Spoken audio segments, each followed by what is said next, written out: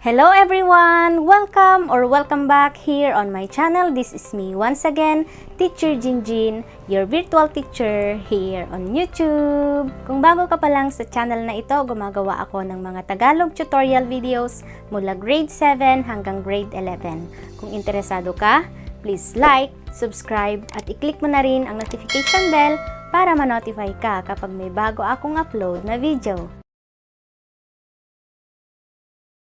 Good day everyone! Sa video na ito ay itutuloy natin ang discussion about solving equations transformable to quadratic equations. Ang i-discuss ko sa inyo ngayon ay itong learning task number 2 letter B at yung learning task number 3 letter B. Kung hindi nyo pa napanood yung learning task number 1 at number 2, i-click nyo na lang dito sa taas upang sa ganon ay wala kayong ma-skip na videos. Okay? Ang gagawin natin dito is solve for y. So, as you can see, ito ay transformable quadratic equation. So, ano ulit ang gagawin natin? Pwede nating kunin yung LCD nito. Ano ang LCD ng y tsaka y plus 5? That is y times y plus 5. Or pwede namang y squared plus 5y. Pero ganyan na lang muna para madali nating makancel. Ang next na gagawin parang addition lang din ng fraction. Kopyahin natin yung LCD. And then, i-divide natin yung LCD dito sa denominator, then multiply it by numerator. So, y times y plus 5 divided by y is equal to y plus 5 kasi makakancel ito. And then, yung y plus 5, imumultiply natin sa kanyang numerator na 1, that is y plus 5 pa rin. And then, dito naman sa pangalawa, y times y plus 5 divided by y plus 5, makakancel ito, ang matitira na lang is y. And then yung y i-multiply natin sa y equals positive y is equal to 1 over 10. Pwede rin ninyong gamitin yung itinuro ko sa inyo na method na imumultiply ninyo yung LCD each term. Pero mas mabilis kasi pag ganito. So, pwede nating i-cross multiply 10 times i-add na natin yung y plus y, that is equal to 2y plus 5. Dito naman, y times the quantity of y plus 5 times 1 equals y squared plus 5y. Kasi y times y equals y squared, then y times 5 equals 5y. Then kapag i-multiply natin sa 1, ito pa rin yung result niya. Then i-simplify na natin to. So 10 times 2y is equal to 20y. 10 times 5 equals 50 equals y squared plus 5y. Then, pwede na natin itong i-transform sa quadratic equation.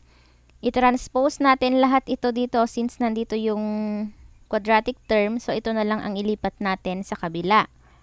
Yung positive 20y magiging negative 20y. Then, yung positive 50 mag-change din ng sign, magiging negative 50. Combine like terms, that is equal to y squared. Tapos, combine natin yung 5y minus 20y is equal to negative 15y. Kopyahin yung negative 50. So, ang question dito is solve for y. Again, pwede nyong gamitin din yung quadratic formula. Pwede rin yung factoring, pero this is not factorable. Kaya ang gagamitin natin is completing the square. Ano na naman ulit ang gagawin natin kapag completing the square? Ilipat natin yung constant term sa kabila, magiging positive, tapos maglagay tayo ng space dito. Then next is i-divide natin ito ng 2. So negative 15 divided by 2 is not a whole number, kaya yan na lang ang gagamitin natin. Then kukunin natin yung square niya, di ba? Kaya negative 15 over 2 times negative 15 over 2 is equal to 225 over 4. Ngayon, ito ilalagay natin dito. Kaya nga completing the square. So, ilalagay natin yung positive 225 over 4 dito at saka dito. So, kung mapapansin ninyo, perfect square trinomial na ito. And katulad nga ng sinabi ko, pwede nating isulat ito as square of a binomial. So, magiging y minus 15 over 2. Saan nang galing to? Galing dito sa dinivide natin kanina. Tapos, maglagay na tayo ng square dyan. Equals 50 plus 225 over 4 is equal to 425 over 4. Then, pwede na nating i-extract. So, i-extract na natin to. Tapos, i-extract din natin to. So, makakancel yung 2 dito. Ang matitira na lang is y minus 15 over 2. And then, dito naman, ano ang square root ng 425? Pwede nating i-factor as 25 times 17 kasi yung 25 perfect square. Tapos, pwede na nating ilipat to magiging positive 15 over 2. Then, kunin na natin yung square root nito. Ano ang square root ng 25? That is positive negative 5. At ang matitira sa loob ay square root of 17. Then, ang square root naman ng 4 ay 2. Kaya, ganyan. And then, pwede na nating i-add since magkapareho na sila ng denominator. Unahin natin yung 15 over 2 plus 5 square root of 17 over 2. Pwede tayong gumamit ng calculator. So, that is equal to 17.81 by rounding to the nearest hundred. And then, yung minus naman, 15 over 2 minus 5 square root of 17 over 2 is equal to negative 2.81. So, ang value ng y is 17.81 or y equals negative 2.81. Or, pwede rin namang ganito. Isulat natin as 15 plus minus 5 square root of 17 over 2. So, pwede rin ito. So, ito yung value ng y, hindi kasi siya perfect square. Alright? So, let's proceed naman sa learning task number 3, letter B. Word problems about transformable equation. Number 1, a bus covers a distance of 90 kilometers at a uniform speed. Had the speed been 50 kilometers per hour more, it would have taken 30 minutes less for the journey. Find the original speed of the bus. So, kailangan natin talaga itong pag-isipang mabuti at i-analyze yung situation. I-identify natin yung mga given para masagutan natin. Let x be the original speed kasi ang tinatanong dito is the original speed of the bus. Ngayon, ang given, 90 kilometers at a uniform speed daw siya. So, ang given dito, had the speed been 15 km more. So, ibig sabihin, x plus 15. And then, next naman, diba, ang formula ng time is equal to distance over speed. So, ibig sabihin, yung time na nag-travel siya sa original is, ano yung distance niya? That is 90. 90 kilometers at yung speed natin is x. Ito x. Kaya 90 over x yung original. And then yung time taken to travel increases. That is 90 over x plus 15. Ito yon. Again, yung 90 galing dito sa distance niya. Kasi distance over speed tayo. Ito yung original. Ito yung nag-increase. Tapos, meron pang given dito. It would have taken 30 minutes. Diba, in 1 hour, meron tayong 60 minutes. So, i-convert natin yung 30 minutes into hour. So, 30 is to 60. Kaya magiging 1/2. So, pagsama-samahin na natin, ang equation natin is 90 over x minus 90 over x plus 15. So, original minus yung nag-increase na speed is equal to 30 minutes or 1/2. Alright? So, meron na tayong transformable equation ngayon. Ano ang gagawin natin ulit? Find the LCD. So, ang LCD niya is x times x plus 15 or simply x squared plus 15x. Ganyan muna para madali nating makancel. So, i-divide natin itong LCD dito. Parang subtraction din ng fraction.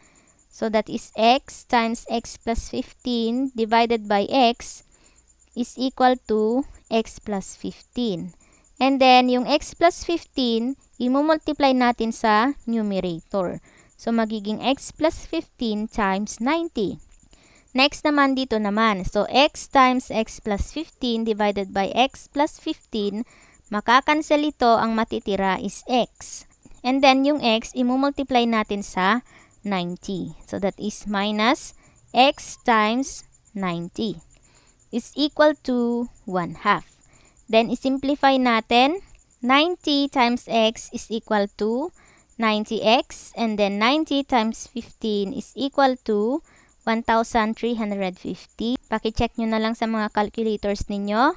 And then, minus x times 90 is equal to 90x.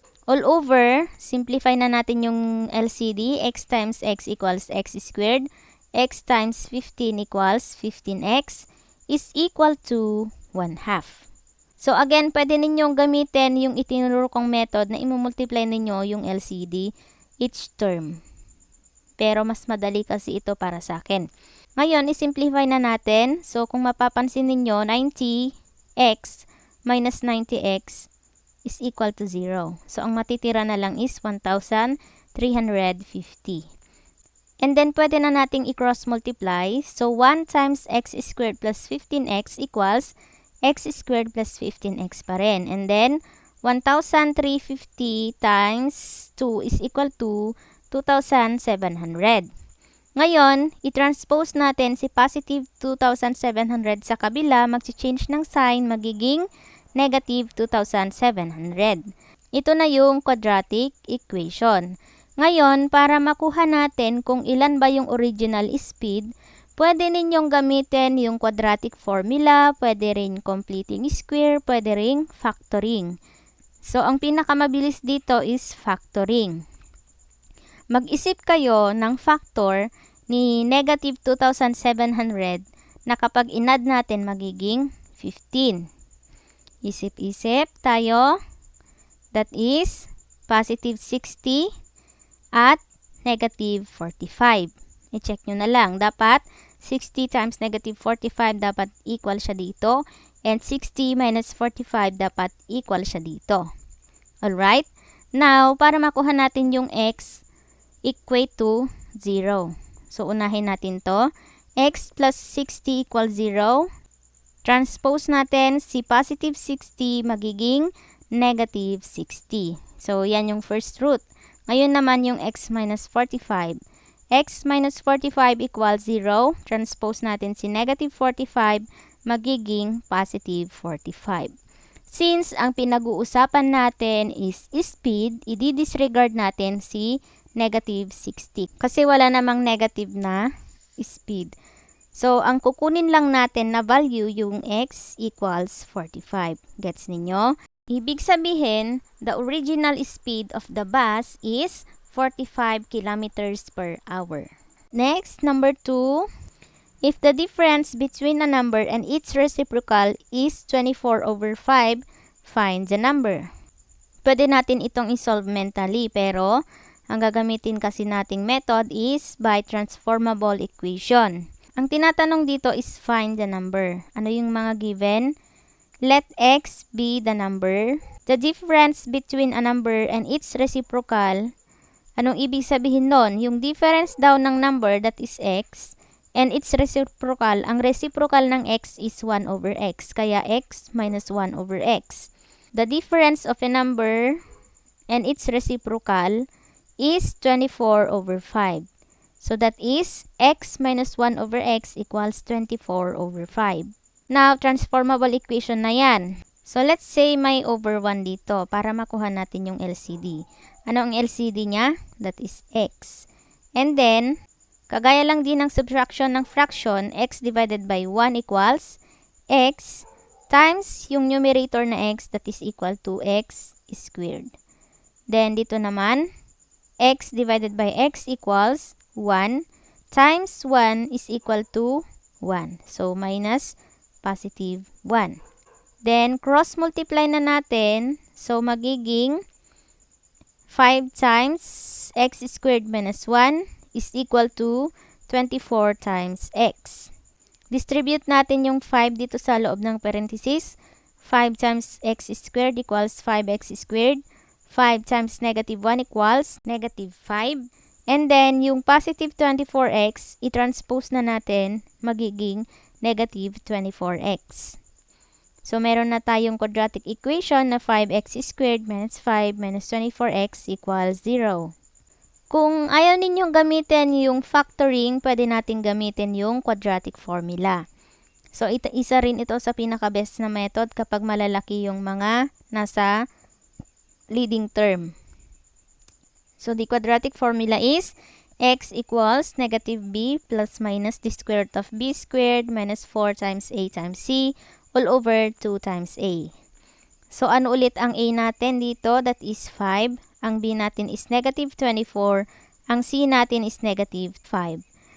By substitution, that is x equals negative times, ang b natin is negative 24 plus minus the square root of, ang b natin is negative 24 squared minus 4 times ang a natin is 5 times ang c natin is negative 5 all over 2 times ang a natin is 5. Kung masyadong mabilis, pwede ninyong i-adjust yung speed dyan sa baba sa settings. Or pwede nyo yung ulit-ulitin para masundan ninyo. Simplify, negative times negative 24 equals positive 24 plus minus the square root of negative 24 squared is equal to 576 minus 4 times 5 equals negative 20 times negative 5 equals positive 100 all over 2 times 5 equals 10. Next, 576 plus 100 is equal to 676. So, paghiwalayin na natin para mabilis tayo. So, what is the square root of 676? That is equal to plus minus 26 then over 10. Yung 10 galing dito, pinaghiwalay ko lang yung 24 at saka yung square root nito. And then, kunin na natin yung addition muna. Since magkapareho sila ng denominator, then just add the numerator and copy the denominator.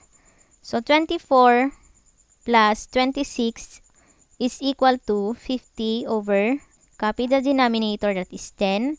50 divided by 10 equals 5. So, ang first root natin is 5. Now, yung minus naman. 24 over 10 minus 26 over 10 is equal to negative 2 over 10. Reduce to lowest term, that is equal to negative 1 over 5. I-try natin yung 5 kung true ba siya dito sa equation natin. So, 5 minus 1 over 5 is equal to 24 over 5. Next, yung negative 1 over 5 naman.